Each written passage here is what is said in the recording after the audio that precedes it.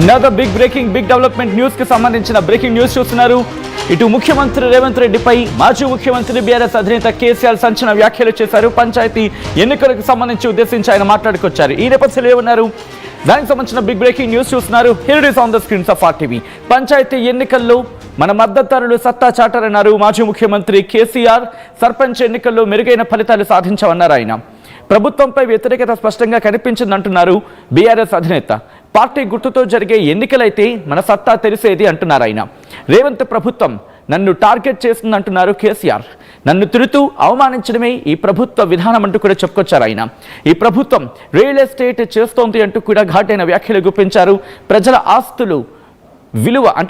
ఆస్తుల విలువ పూర్తిగా తగ్గింది అంటూ కూడా వ్యాఖ్యానించారు ఆయన. ప్రభుత్వం యూరియా కొరతను సృష్టించింది అంటూ చెప్పుకొచ్చారు. తమ హయాంలో రైతుల దగ్గరికి యూరియా వచ్చేది అంటూ కూడా చెప్పుకొచ్చారు. ఈ క్రమంలో మీరు ఆ విజువల్స్ చూడొచ్చు. బీఆర్ఎస్ కీలక నేతలతో విస్తృత స్థాయి సమావేశం జరుగుతోంది. కొద్దిసేపటి క్రితం ఈ సమావేశానికి హాజరయ్యారు మాజీ ముఖ్యమంత్రి బీఆర్ఎస్ అధినేత కేసీఆర్. వస్తున్న విజువల్స్ మీరు చూడడం జరుగుతోంది. RTV స్క్రీన్ మీద ఎక్స్క్లూజివ్ విజువల్స్ మీరు చూస్తున్నారు. అక్కడికి చేరుకున్నారు కీలకమైన నేతలంతా కూడా అక్కడ ఉన్నారు. మాజీ మంత్రులు, మాజీ ఎమ్మెల్యేలు, అలాగే ప్రస్తుత ఎమ్మెల్యేలు, వీళ్ళందరూ కూడా అక్కడ మీరు చూడొచ్చు. బీఆర్ఎస్ వర్కింగ్ ప్రెసిడెంట్ కేటీఆర్తో పాటు ఇటు మాజీ మంత్రులు సత్యవతి రాథోడ్, అలాగే సబితా ఇంద్రారెడ్డి, తలసాని శ్రీనివాస్ యాదవ్తో పాటు మాజీ స్పీకర్ సురేష్తో పాటు మరికొంతమంది కీలక నేతలు, పొన్నం లక్ష్మయ్య, అలాగే మాజీ మంత్రులు అందరూ కూడా మనం చూడొచ్చు అక్కడ. సో ఏం జరుగుతోంది, ఎటువంటి డైరెక్షన్స్ ఇవ్వడం జరుగుతుంది, ఎటువంటి వ్యాఖ్యలు చేశారు, ఇంకా ఎటువంటి డైరెక్షన్స్ వెళ్తున్నాయి, ఏమంటున్నారు ఆయన, డీటెయిల్గా తెలుసుకునే ప్రయత్నం చేద్దాం. ప్రస్తుతం తెలంగాణ భవన్ నుంచి అక్కడి నుంచి ఎటువంటి సిచ్యువేషన్స్, ఎటువంటి సందేశం కావచ్చు, ఎటువంటి సిగ్నల్స్ కావచ్చు పార్టీకి ఇస్తున్నారు బీఆర్ఎస్ అధినేత కేసీఆర్. డీటెయిల్గా ఇన్ఫర్మేషన్ అందించేందుకు మా ప్రతినిధి మధు తెలంగాణ భవన్ నుంచి సిద్ధంగా ఉన్నారు. ఒక్కసారి వెళ్ళే ప్రయత్నం చేస్తున్నాను. మధు, అక్కడ ఎటువంటి డైరెక్షన్స్ వెళ్తున్నాయి, ఎవరెవరు కీలకమైన భేటీలో ఉన్నారు, ఇంకా ఎటువంటి సంచలన వ్యాఖ్యలు చేయడం జరిగింది మాజీ ముఖ్యమంత్రి? ఎగ్జాక్ట్లీ కేసీఆర్ హాజరయ్యారు. అందరూ రెడీగా ఉన్న తర్వాత ఎమ్మెల్యేలు, ఎమ్మెల్సీలు, మాజీ ఎమ్మెల్యేలు, మాజీ ఎంపీలు, మాజీకి సంబంధించినటువంటి మంత్రులు, రాజ్యసభ సభ్యులు, ఎమ్మెల్సీలు అందరూ హాజరైన తర్వాత డైరెక్ట్గా కార్యవర్గ సమావేశం ప్రారంభమైంది. వచ్చి రాగానే కేసీఆర్ మైక్ అందుకున్నారు, డైరెక్ట్గా సమావేశాన్ని ప్రారంభించారు. కీలకంగా గత కొంతకాలంగా ఈ 2 ఏళ్లలో కాంగ్రెస్ చేసినటువంటి అంశాలపైన డైరెక్ట్గా రేవంత్ రెడ్డి పేరు తీసుకోకుండానే కేసీఆర్ ఈ ప్రారంభించారు. ప్రభుత్వ విధానాలకు సంబంధించి మాత్రమే మాట్లాడారు. కాంగ్రెస్ ప్రభుత్వము, కాంగ్రెస్ విధానాలంటూ మాట్లాడారు. ఎక్కడ ముఖ్యమంత్రి రేవంత్ రెడ్డి అనేటువంటి పేరు తీసుకోవడానికి కూడా కేసీఆర్ ఇష్టపడలేదు. కేవలం డైరెక్ట్గా కాంగ్రెస్ 2 ఏళ్ల పాలనకు సంబంధించినటువంటి విషయంలో కేవలం నన్నే టార్గెట్ చేస్తూ ఉంది, నా టార్గెట్గానే నన్ను టార్గెట్ చేస్తూనే రాజకీయం చేస్తూ ఉంది, కేవలం నన్ను అవమానపరచడమే కాంగ్రెస్ ప్రభుత్వ ఎజెండాగా కొనసాగుతుంది అనేటువంటి స్టేట్మెంట్ చేశారు.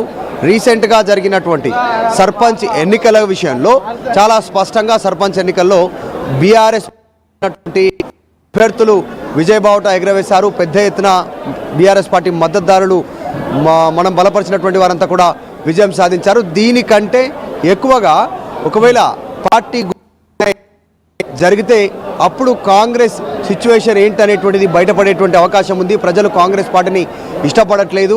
కాంగ్రెస్ అధికారంలోకి వచ్చినప్పటి నుంచి రాష్ట్రంలో ఉన్న సమస్యలపైన ఇంకా చర్చించుకుంటున్నారు. ముఖ్యంగా యూరియా కొరత కావచ్చు, ఇప్పుడు రీసెంట్గా ప్రాజెక్టుల విషయంలో కావచ్చు, వీటన్నిటి విషయంలో ఇబ్బంది పడతా ఉన్నారు.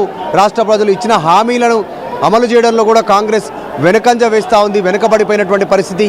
గత పాలనను బీఆర్ఎస్ ప్రభుత్వం అధికారంలో ఉన్నప్పుడు, ఇప్పుడు కాంగ్రెస్ అధికారంలో ఉన్నటువంటి పాలనను కంపేర్ చేసుకుంటున్నారు జనాలు అనేటువంటి అంశాలను కేసీఆర్ వివరించే ప్రయత్నం చేస్తూ ఉన్నారు. చాలా కీలకమైనటువంటి భేటీ కొనసాగుతూ ఉంది. ఈరోజు అత్యున్నత స్థాయి సమావేశం ఇది బీఆర్ఎస్ పార్టీకి సంబంధించి. ఎమ్మెల్యేలు, ఎమ్మెల్సీలు, ఎంపీలు, రాజ్యసభ సభ్యులు, మాజీ రాజ్యసభ సభ్యులు, నాయకులు, వీళ్ళంతా కీలకమైనటువంటి నాయకులు. మొత్తం దాదాపు 400 మంది బీఆర్ఎస్ పార్టీకి సంబంధించినటువంటి అగ్రనాయకత్వం, పార్టీని నడిపించగలిగేటువంటి వాళ్ళు, నియోజకవర్గాల స్థాయి వరకు ఉన్నటువంటి నాయకులంతా ఈరోజు కేసీఆర్ హయాంలో జరుగుతున్నటువంటి బీఆర్ఎస్ ఎల్పీ రాష్ట్ర కార్యవర్గ సమావేశానికి హాజరయ్యారు. చాలా అత్యంత కీలకమైనటువంటి ఉపన్యాసం కేసీఆర్ చేయబోతా ఉన్నారు. ఎజెండా నీటికి సంబంధించినటువంటి అంశాన్ని ముందుగానే అనౌన్స్మెంట్ చేశారు.